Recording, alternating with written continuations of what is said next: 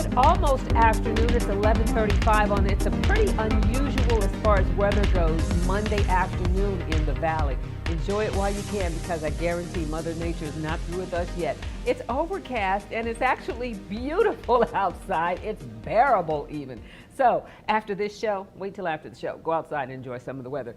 And I just want to start this week with saying I'm counting down to 25 days to the Rice Awards. I was just blown out of my mind when I got this the notification that I had been nominated and it actually will be honored with what's called a Torch Award in the state of Georgia. Wow, and there's me right next to, you got it, international comedian Ricky Smiley. His foundation is going to be there representing him. And then we also have, one of the ladies from Married to Medicine, a lot of the movers and shakers in Atlanta, people who are known for giving their lives to causes. And I'm just honored to be a part of this. It's going to be inside the Atlanta Dome where the governor is, under the Gold Dome, and it's just a beautiful event. And I just want to say thank you to those who nominated me and to those who stood behind the nomination, and I'm going to get this award. Thank you so much. It's just, you wonder sometimes, does your work go unnoticed? And then someone tells you out of the blue, it is noticed, and we're going to honor you. I am so excited. It's September 23rd. You are invited. The tickets are on sale. It does sell out early every year, but it's a wonderful thing, and I can't wait. It's a great networking thing, a great way to meet people at that level, different people you don't know, if you're trying to put together an organization of your own, too. So thank you so much for that and helping me for counting down. And I know some of you could care less about my award, but that's okay. I got something for you. Tickets to Callaway Gardens. How about that? We're giving them away. And what you do is you say, hook me up, D. I want to go to Callaway Gardens. It's the Balloon Fest. It is this weekend. Okay, so I think I'll give them away Thursday because, I think I give them away generally on Friday, but this way you can make plans. You'll know by Thursday whether or not you are the winner. And this is a huge thing. So I'm so grateful to Rachel Crumbly of Callaway Gardens for making this happen. She's always good about giving the community a lot of tickets. So say, hook me up, D. This is where I want to be. Okay, this weekend, Callaway Gardens. That's the Balloon Fest at night. And this thing is known around the world. And it's just a doggone shame. So many of us who live here have never been, but people will come from other parts of the world just to see that. So take your name off that list of people who have never been. And just as I promised today, I have Kelvin Collins with me today from the Better Business Bureau, and we're going to have a real serious conversation.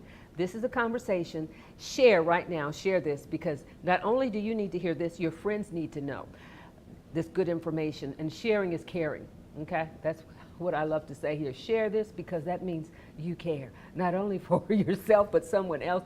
We're talking about flooding and cars in Texas. What usually happens is right after there's a big flood, like there is right now in Houston, Texas, what happens is those cars go on sale. After sitting in the water like that and experiencing whatever damage happens, I'm not a mechanic, I can't even tell you, but we see all these pictures, cars underwater. What happens? Some of those cars don't have full coverage, which means that there are people who are not going to be able to repair them themselves. And so what they'll do is they'll try to come up with some kind of deal to get rid of that car. And it might be the very car that you're going to get. So joining me this afternoon, Kelvin Collins with the Better Business Bureau.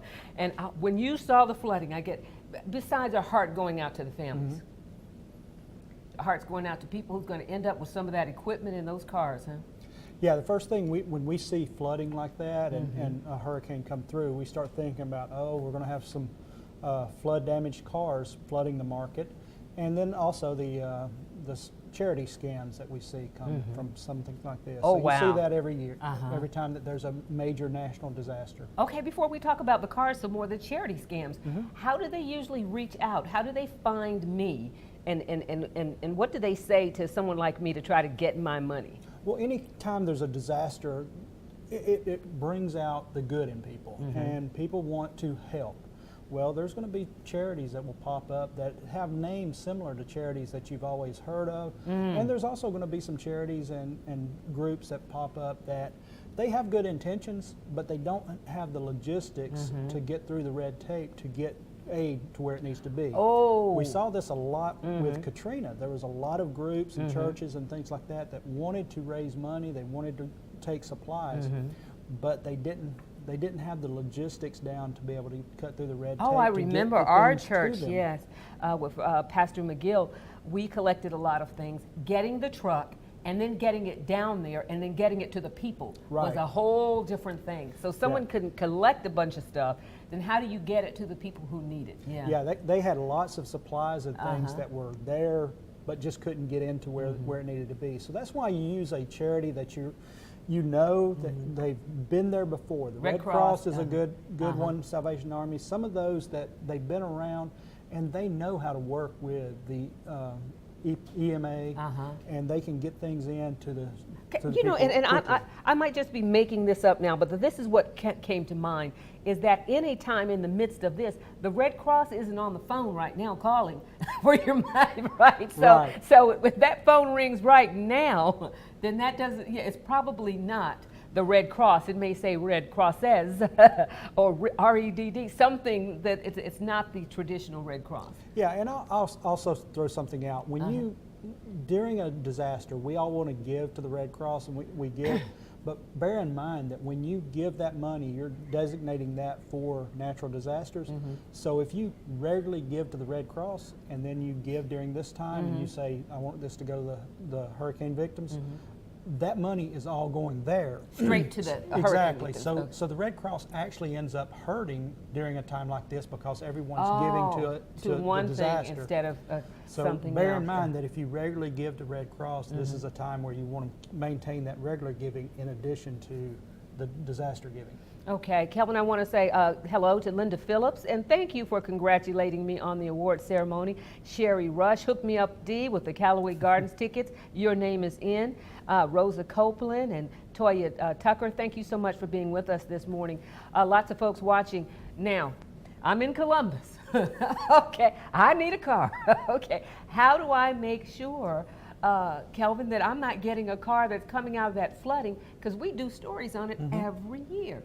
How do I know I'm not getting one of those cars? Well, you have to protect yourself, and the best thing that you can do is, we always tell consumers this, and a lot of times they don't do it. When you're buying a used car, it doesn't matter where you're buying it from or when you're buying it. Find a mechanic that you trust, that you've used in the past, and take that car to that mechanic and say, I'm thinking about buying this car. Would you please go over it for me? And it might cost you $40 or $50 to go over it. But be willing to give him something, because mechanics are just not going to spend their whole day checking on people's cars to see if they should be sold. Say, I'll give you whatever it is, $35, $40, $50, $65, what is it?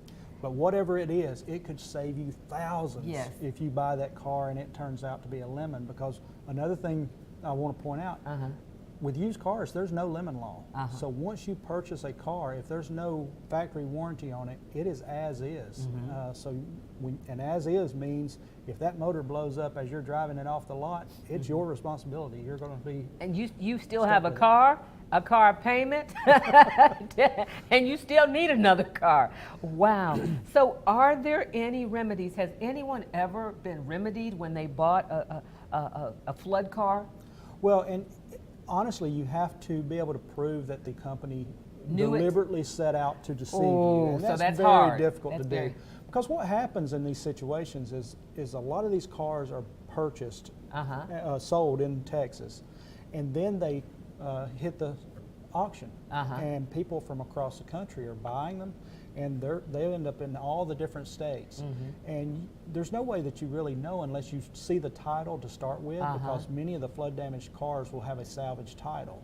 So you'll be able to spot it there. But No, how many people- I'm kind of ignorant in this area. What does salvage title mean? Salvage title means that when it flooded in Texas or wherever the flood happened, the insurance company declared that car a total loss. So they said it is totaled. The salvage was, the title was salvaged, means that it really should only be sold for parts. However, someone's going to buy that at an auction. get a different title for it. It'll be a second title, and Wow. sell that to some poor unsuspecting customer.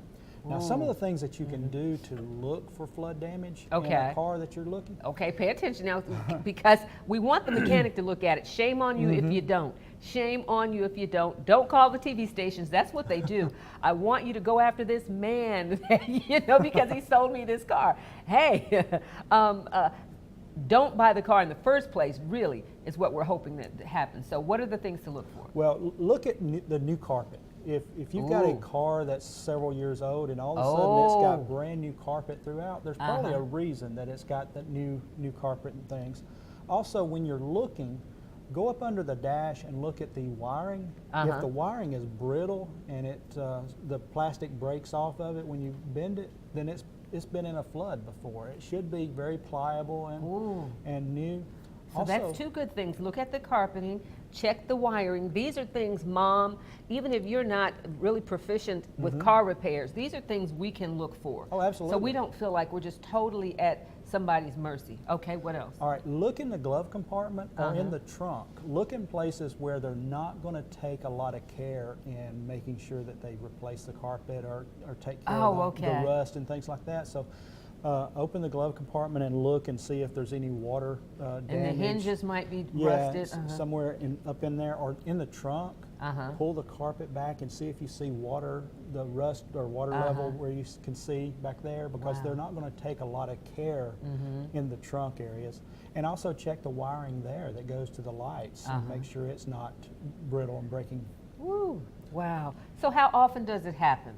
Happens every time there's a flood. Every time. Because everybody, they want to sell those cars and get something back out of them, so they're going to sell them at the auction. And by the time a local dealer in Columbus, Georgia gets it, they're not really going to know whether or not that was a flood damaged car. And that's Now, something to some keep do, in some mind too, don't. because we have some great people who sell cars in this area that have sold cars to the same family for generations, and they're really good car dealers.